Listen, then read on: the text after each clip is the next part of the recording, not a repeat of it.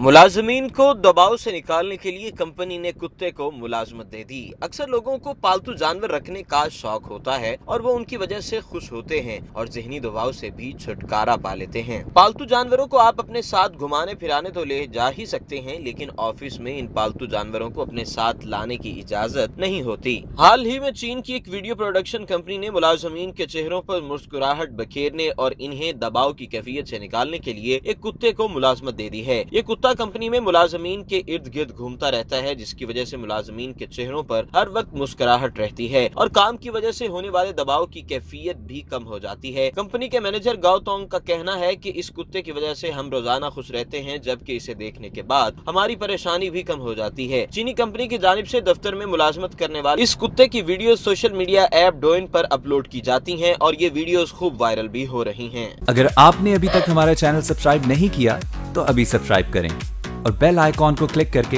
हमारी latest videos के बारे में अपडेट जानें।